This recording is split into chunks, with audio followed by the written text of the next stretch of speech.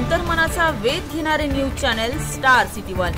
राज्यातील आणि देशातील राजकीय घडामोडी पाहण्यासाठी आणि इतरही बातम्या पाहण्यासाठी सबस्क्राइब करा star city one.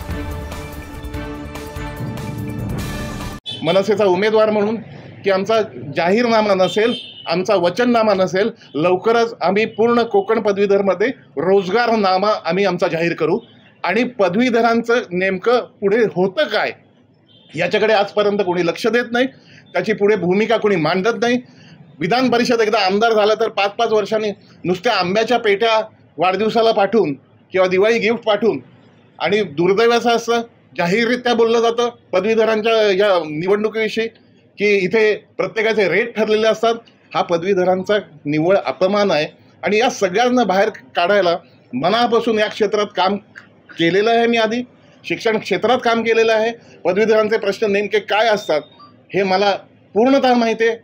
Maharashtra Navnirman सेनेच्या माध्यमातून या सगळ्या प्रश्नांचा माझा सखोल अभ्यास आहे आणि राजसाहेबांनी दिलेल्या संधीचं आम्ही निश्चितपणे सोनं करू आणि विजय होऊ हे निश्चित आहे। आणि मला प्रामुख्याने एक सांगायचं वाटतं की त्या निमित्ताने तुम्ही पत्रकार मित्र जे जे पदवीधर आमदार झाले किंवा जे जे 12-12 वर्ष आहेत, ज्या गोष्टी तुम्हाला मला वेगळं सांगायची आवश्यकता नाही, त्यांनी 12 वर्षात केलं आहे काय, रस्ते आणि गटारं बांधणं हे आमदाराचं जर काम त्यांच्या पुरतंच मर्यादित असणार असेल तर पदवीधरांचं पुढे करायचं काय। त्यामुळे मला असं वाटतं की अत्यंत निष्ठावंतपणे प्रामाणिकपणे आम्ही उमेदवार म्हणून मी उभा आहे।